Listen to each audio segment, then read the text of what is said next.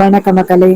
நம்ம கார்த்திக் கதையில நவம்பர் 12 என்ன நடக்க போகுது அப்படிங்கறத பத்தி தாங்க இந்த வீடியோல இப்ப நம்ம பார்க்க போறோம். இந்த வீடியோவுக்கு மறக்காம லைக் பண்ணிக்கோங்க. நீங்க லைக் பண்றதுதான் எங்களுக்கு அடுத்த வீடியோ போடுறதுக்கு ரொம்பவே இன்ட்ரெஸ்டிங்கா இருக்கும். ஸோ மறக்காம லைக் பண்ணிட்டு இந்த வீடியோவை தொடர்ந்து பாருங்க. என்ன நடக்குது அப்படின்னு பார்த்துக்கிட்டீங்கன்னா, நம்ம அந்த தீபவதி இருக்காங்கல்ல, அவங்க நம்ம ஈஸ்வரிய சந்திக்கிறாங்க. அப்ப ஈஸ்வரி கேக்குறாங்க, தீபவதி மேடம், இது மாதிரி என்னை சந்திக்கணும் அப்படின்னு சொன்னீங்க. உண்மையான பரமேஸ்வரியோட பேரை யாரு அப்படின்னு என்கிட்ட சொல்றதாவும் சொன்னீங்க. சொல்லுங்க மேடம் அப்படின்னு. அப்போ அந்த தீபவதி சொல்றாங்க, மேடம் என்கிட்ட ரொம்ப ஸ்ட்ராங்கான ஒரு ஆதாரம் கிடைச்சிருக்கு அப்படின்னு சொல்லிட்டு, ஈஸ்வரி கிட்ட நீங்க ரொம்ப நாளா உங்க மருமக யாரு அப்படின்னு சொல்லி கேட்டுக்கிட்டு இருந்தீங்கல்ல, உங்க மருமக யாரு அப்படிங்கறதுக்கான ஆதாரம் நான் இன்னைக்கு கண் கூட பாத்துட்டேன். ஈஸ்வரி கேக்குறாங்க, என்ன மேடம் சொல்றீங்க? அதுக்கு தீபவதி சொல்றாங்க, ஆமா மேடம், இது மாதிரி அவர் இருக்காருல்ல உங்க மருமகன், அவரு இன்னைக்கு அந்த பரமேஸ்வரியோட வீட்டுக்கு வந்தாங்க. ஈஸ்வரி கேக்குறாங்க, அப்படியா? என்னோட மருமகன் அங்க வந்தாரா? அப்ப தீபவதி சொல்றாங்க, ஆமா மேடம், அந்த பரமேஸ்வரி போன் பண்ணி அவங்கள கூப்பிட்டுருக்காங்க. வந்ததும் ஏதோ வீட்டோட காப்பா, அந்த காப்பு முறைப்படி உங்க ஹஸ்பண்டுக்கு தான் வரணுமா. ஆனா அவங்க தாத்தா வீரமும் விவேகமும் உள்ளவங்க கிட்டதான் இந்த காப்பு போகணும் அப்படின்னு சொன்னாராம். உடனே இந்த பாட்டி உங்க புருஷனுக்கு கொடுத்தா கண்டிப்பா பிரச்சனை ஆகும் அப்படின்னு அவங்களோட பேரனுக்கு கொடுக்கணும் அப்படின்னு முடிவு பண்ணி அந்த காப்பை ஆஹ் அவங்க பேரனுக்கு கொடுக்கறதுக்காக போன் பண்ணாங்க. அவங்க பேரனும் வீட்டுக்கு வந்தாங்க. ஈஸ்வரி கேக்குறாங்க, என்ன மேடம் சொல்றீங்க? அந்த பரமேஸ்வரியோட பேரன் வீட்டுக்கு வந்தானா? அவன் எப்படி இருந்தான் சொல்லுங்க அப்படின்னு. அதுக்கு தீபவதி சொல்றாங்க, மேடம் அவரை ஏற்கனவே நீங்க பாத்திருக்கீங்க. இது கேட்டதும் அந்த ஈஸ்வரிக்கு அதிர்ச்சி. என்னது, நான் அவரை ஏற்கனவே பாத்திருக்கேனா? தீபவதி சொல்றாங்க, ஆமா மேடம், நீங்க ஏற்கனவே அவரை பாத்திருக்கீங்க. அவர் உங்களுக்கு ரொம்பவே பழக்கப்பட்டவர் தான், உங்களுக்கு தெரிஞ்சவரும் கூட. இது கேட்டதும் ஈஸ்வரி சொல்றாங்க, என்ன இப்படி சொல்றீங்க? அந்த பரமேஸ்வரியோட பேரன் எனக்கு தெரிஞ்சவனா? அதுக்கெல்லாம் வாய்ப்பே இல்லை. அதுக்கு தீபவதி சொல்றாங்க, மேடம் அவர் உங்களுக்கு ரொம்பவே பழக்கப்பட்டவர் தான். இது கேட்டதும் ஈஸ்வரி சொல்றாங்க, நீங்க சொல்றதை என்னால நம்பவே முடியல. கண்டிப்பா அந்த பரமேஸ்வரியோட பேரை நான் எந்த விதத்திலயும் அவங்கிட்ட பேசியிருக்க மாட்டேன். அதுக்கு அந்த தீபவதி சொல்றாங்க, மேடம் ரொம்ப நாளா உங்க கூடவே இருக்காரே உங்க மருமகன், அவர்தான் அந்த பரமேஸ்வரியோட பேரன்.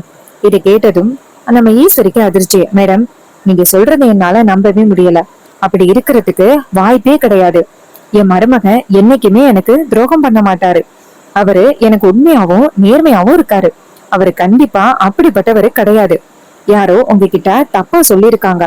அதுக்கு தீபவதி சொல்றாங்க, மேடம் நான் எல்லாத்தையும் பார்த்துட்டு தான் வந்திருக்கேன்.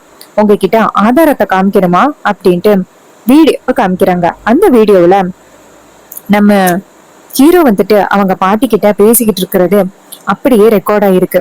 அப்ப நம்ம ஹீரோ சொல்றாரு, இது மாதிரி இந்த காப்பை நான் இப்ப வாங்கல பாட்டி, கும்பாபிஷேகம் முடிஞ்சதோட இந்த காப்பை நான் வாங்கிக்கிறேன்.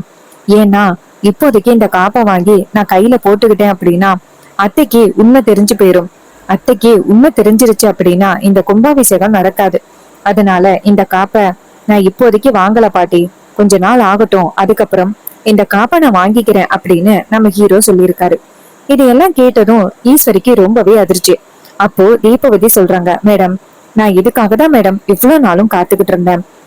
எனக்கு ஸ்ட்ராங்கான ஆதாரம் தேவைப்பட்டுச்சு. அதனாலதான் இந்த மாதிரி ஒரு கிராமத்து பொண்ணு மாதிரி அந்த பரமேஸ்வரி வீட்டுல போயிட்டு தங்கி நான் இப்படி ஒரு ஆதாரத்தை கலெக்ட் பண்ணியிருக்கேன். இதை கேட்டதும் ஈஸ்வரி சொல்றாங்க, இவன் எனக்கு இப்படி ஒரு துரோகத்தை பண்ணுவான் அப்படின்னு நான் எதிர்பார்க்கல. அதுக்கு தீபவதி சொல்றாங்க, மேடம் இவரோட பிளான் என்ன தெரியுமா? எப்படியாவது உங்களை கும்பாபிஷேகத்துக்கு வர வைக்கணும் அப்படிங்கறதுதான் அவரோட திட்டமே. அதுக்காக தான் உங்க வீட்டுல அவரு நடிச்சுக்கிட்டு தங்கிட்டு இருக்காரு. நீங்க இப்ப என்ன முடிவெடுக்க போறீங்க? அப்ப ஈஸ்வரி சொல்றாங்க, மேடம் நீங்க எனக்கு ரொம்ப பெரிய ஒரு உண்மையை கண்டுபிடிச்சு கொடுத்திருக்கீங்க. அதுக்கு கண்டிப்பா நான் ரொம்பவே கடமைப்பட்டிருக்கேன். ரொம்ப நன்றி. அதுக்கு தீபவதி சொல்றாங்க, இங்க பாருங்க மேடம், இது மட்டும் இல்ல, அவரு நேர்மையா பண்ணாம ரொம்ப குறுக்கு வழியில உங்க வீட்டுக்கு ஏமாத்தி இருக்காரு. சோ நீங்க என்ன முடிவெடுக்க போறீங்க? ஈஸ்வரி சொல்றாங்க, நான் எப்படியாவது கோவில் கும்பாபிஷேகத்துக்கு வரணும் அப்படின்ட்டு தானே அவன் இப்படி ஒரு நாடகத்தை போட்டிருக்கான். கடைசி வரைக்கும் நான் கோவில் கும்பாபிஷேகத்துக்கு வரப்போறது கிடையாது. கடைசி நேரத்துல என் புருஷனையும் அனுப்ப போறது கிடையாது. அவன் எப்படி என் வீட்டுல உள்ளவங்கள கும்பாபிஷேகத்துக்கு கூட்டிட்டு போக போறான் அப்படிங்கறத நானு பாத்துக்கிறேன் அப்படின்னு சொல்ல, அதுக்கு தீபாவதி சொல்றாங்க, சரிங்க மேடம், உங்களுக்கு வேற ஏதாவது ஆதாரம் தேவைப்படுதா?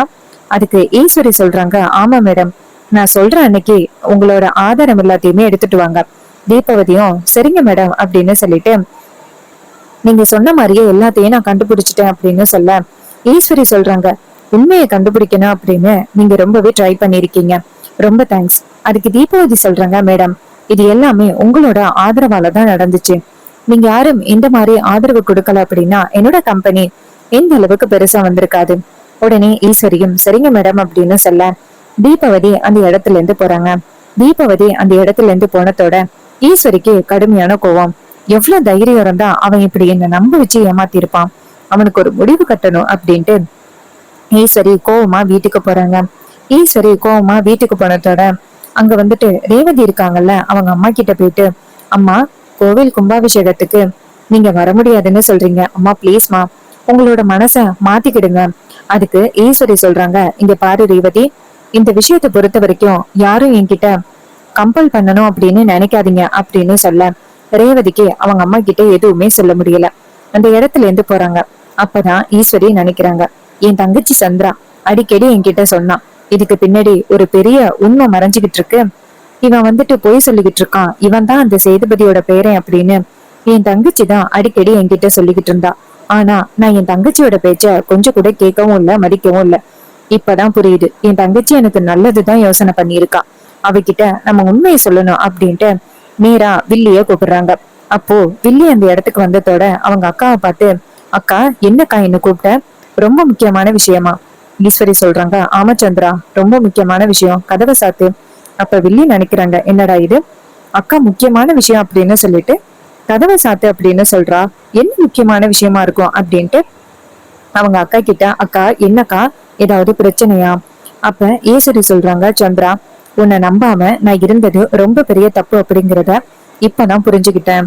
அதுக்கு வில்லி சொல்றாங்க, என்னக்காச்சு ஏதாவது பிரச்சனையா? அப்ப ஈஸ்வரி சொல்றாங்க, சந்திரா, இவன் அந்த சேதுபதியோட பேரன் அப்படின்னு நீ அடிக்கடி என்கிட்ட சொன்ன, ஆனா நான் கொஞ்சம் கூட நம்பாம உன் பேச்ச மதிக்காம இருந்துட்டேன். இப்பதான் கொஞ்ச நேரத்துக்கு முன்னாடி எனக்கு உண்மை தெரிய வந்துச்சு. அப்ப வில்லி கேக்குறாங்க, எப்படிக்கா உனக்கு உண்மை தெரிய வந்துச்சு? ஈஸ்வரி சொல்றாங்க, அந்த நீ அடிக்கடி சொன்னியா, அதனால அந்த டிரைவர் பயலை பத்தி தெரிஞ்சுக்கணும் அப்படிங்கிறதுக்காக தீபாவதி அப்படிங்கிற ஒரு உளவாளிய அப்பாயின்மெண்ட் பண்ண. அவங்க இப்போ அந்த பரமேஸ்வரியோட வீட்டுக்கு போயிட்டு கிராமத்து பொண்ணு மாதிரி நடிச்சு எனக்கு சில இன்ஃபர்மேஷனை கொண்டாந்து கொடுத்தாங்க. அதுல இவன் அந்த சேதுபதியோட பேரன் அப்படிங்கிறது நிரூபணம் ஆகிருச்சு அப்படின்னு. இதை கேட்டதும் வில்லி சொல்றாங்க, அக்கா இப்பவே வாக்கா, அவனை இந்த வீட்டை விட்டு துரத்திடலாம். அதுக்கு ஈஸ்வரி சொல்றாங்க, இல்ல, நான் இப்பவே அவனை வீட்டை விட்டு துரத்துனா வேற ஏதாவது ஒரு பிளான் பண்ணி கோவில் கும்பாபிஷேகத்துக்கு இந்த குடும்பத்தை வர வச்சிருவான். அவன் சரியான ஆளு அப்படிங்கிறத நான் புரிஞ்சு வச்சுக்கிட்டேன். எப்படியாவது சரி சரி அப்படின்னு சொல்லிட்டு கடைசி நேரத்துல கோவில் கும்பாபிஷேகத்துக்கு வர முடியாது அப்படின்னு சொல்லிட்டு அவனுக்கு செக் வைக்கணும். இதை கேட்டதும் வில்லி சொல்றாங்க, அக்கா சூப்பர்க்கா, செம்ம பிளான் போட்டுட்டேன், உன்னோட பிளான் தாக்கா சூப்பர், நீ இப்படியே பண்ணு, அவன் கண்டிப்பா உன்னோட திட்டத்துல இருந்து தப்பிச்சு போக முடியாது. அப்ப ஈஸ்வரி சொல்றாங்க, எவ்வளவு தைரியம் இருந்தா இந்த வீட்டுக்குள்ள வந்து எனக்கு இவ்வளவு பெரிய நம்பிக்கை துரோகத்தை பண்ணிருப்பான், அவனை நான் கண்டிப்பா சும்மா விட மாட்டேன் அப்படின்னு சொல்லிட்டு ஈஸ்வரி ரொம்பவே கோபத்தோட பேசுறாங்க. அதுக்கு வில்லி சொல்றாங்க, அக்கா உன் கோவத்தை எல்லாத்தையுமே தேக்கி வச்சுக்க, கும்பாபிஷேகம் அன்னைக்கு காலையில அவனை பயங்கரமா அவமானப்படுத்தலாம். இது கேட்டதும் ஈஸ்வரியும் சரி அப்படின்னு சொல்றாங்க. அதுக்கப்புறம் நம்ம ராஜா எல்லாருமே சேர்ந்து கோவில் கும்பாபிஷேகத்துக்கு கிளம்புறாங்க. அப்போ ஈஸ்வரி எல்லாரையும் பார்த்து, எல்லாரும் ஒரு நிமிஷம் நில்லுங்க, ரொம்ப முக்கியமான விஷயம் உங்ககிட்ட சொல்லணும். ராஜா கேக்குறாரு, என்ன ஈஸ்வரி, என்ன முக்கியமான விஷயம்? ஈஸ்வரி சொல்றாங்க, கோவில் கும்பாபிஷேகத்துக்கு போக போறீங்களா, அதை பத்தி தான் உங்ககிட்ட முக்கியமான விஷயத்த பேசணும். அப்ப ராஜா கேக்குறாரு, என்ன ஈஸ்வரி இப்படி சொல்ற, நம்ம எல்லாருமே சேர்ந்து கோவில் கும்பாபிஷேகத்துக்கு போக போறோம், இந்த நேரத்துல நீ என்ன தடுக்கிற? அப்போ ஹீரோ சொல்றாரு, இருங்க மாமா, அத்தை ஏதோ முக்கியமான விஷயம் சொல்லணும்னு சொல்றாங்க, சொல்லட்டும் அப்படின்னு. அப்ப வில்லி சொல்றாங்க, என்ன அத்தை மேல அந்த அளவுக்கு மரியாதையோ அப்படின்னு. அப்போ ஈஸ்வரி சொல்றாங்க, எல்லாரும் 5 minutes வெயிட் பண்ணுங்க, ரொம்ப முக்கியமான ஒருத்தவங்க வரப்போறாங்க அப்படின்னு. அப்ப ஹீரோ நினைக்கிறாரு யாரு வர போறாங்க அப்படின்னு. அப்போ அந்த இடத்துக்கு தீபவதி வராங்க. தீபவதியை பார்த்ததும் நம்ம ஹீரோவுக்கு ரொம்பவே அதிர்ச்சியா இருக்கு. தீபவதி நேரா உள்ளார வந்ததோட ஹீரோவை பார்த்து வணக்கம் சார் எப்படி இருக்கீங்க அப்படின்னு சொல்ல நம்ம ஹீரோவுக்கு ரொம்ப ஷாக் ஆகுது. அப்போ தீபவதி சொல்றாங்க என்ன பார்த்து ரொம்ப அதிர்ச்சி ஆகுறீங்க அப்படின்னு. அதுக்கு நம்ம ஹீரோ சொல்றாரு ஒண்ணும் இல்ல அப்படின்னு. ஈஸ்வரி சொல்றாங்க மாப்பிள்ள உனக்கு இந்த பொண்ணை பத்தி நல்லாவே தெரியும் போல. அப்ப ஹீரோ சொல்றாரு இல்லத்த அப்படின்னு. அப்ப ஈஸ்வரி சொல்றாங்க ஏன் மாப்பிள்ள போய் சொல்றீங்க, இந்த பொண்ணு உங்களுக்கு நல்லாவே தெரியும், ஏன் போய் சொல்றீங்க அப்படின்னு. அப்ப ஹீரோ சொல்றாரு ஒண்ணும் இல்லத்த அப்படின்ட்டு. அப்போ தீபாவதி நேரா ஈஸ்வரிய பார்த்து மேடம் கரெக்டா இந்த டயத்துக்கு நீங்க வர சொன்னீங்க, அதே மாதிரி நான் வந்துட்டேன், இந்த ரிப்போர்ட்ஸ் எல்லாம் இந்தாங்க அப்படின்னு சொல்லிட்டு கொடுக்க. அப்ப ராஜா கேக்குறாரு ஈஸ்வரி என்ன இதெல்லாம் அப்படின்னு. அப்ப ஈஸ்வரி சொல்றாங்க என்னங்க ரொம்ப நாளா இந்த வீட்டுக்குள்ள ஒருத்தவங்க எனக்கு நம்பிக்கை துரோகம் பண்ணிக்கிட்டு இருக்காங்க அப்படின்னு நான் ரொம்ப நாளா சந்தேகப்பட்டுக்கிட்டு இருந்தேன்னு. அந்த நம்பிக்கை துரோகம் பண்ணவங்க வேற யாருமே இல்ல, இதோ நிக்கிறானே அந்த பரமேஸ்வரியோட பேரன் இவன் தான் அப்படின்னு. இதை கேட்டதும் ராஜாவுக்கு ரொம்பவே அதிர்ச்சி. ஐயோ ஈஸ்வரிக்கு மாப்பிள்ளைய பத்தி தெரிஞ்சு போயிருச்சோ அப்படின்னு. அப்ப ஹீரோ ஷாக் ஆகுறாரு. ரேவதி சொல்றாங்க அம்மா இவர் தான் பரமேஸ்வரியோட பேரன் அப்படின்னு உங்களுக்கு எப்படி தெரியும், ஏதோ நீங்க தப்பு புரிஞ்சிட்டு பேசுறீங்க. அதுக்கு ஈஸ்வரி சொல்றாங்க இங்க பாரு இவன் தான் அப்படின்னு எனக்கு எல்லாமே தெரியும், எல்லாமே தெரிஞ்சுக்கிட்டு தான் நான் பேசுறேன். இவன் எனக்கு எவ்வளவு பெரிய துரோகத்தை பண்ணிருக்கான், கொஞ்சம் கூட வெக்கமாவே இல்ல. இந்த வீட்டுக்குள்ள வந்துட்டு எனக்கே இவ்வளவு பெரிய துரோகத்தை பண்ணிருக்கான், அந்த பரமேஸ்வரி அனுப்பியிருப்பா போல.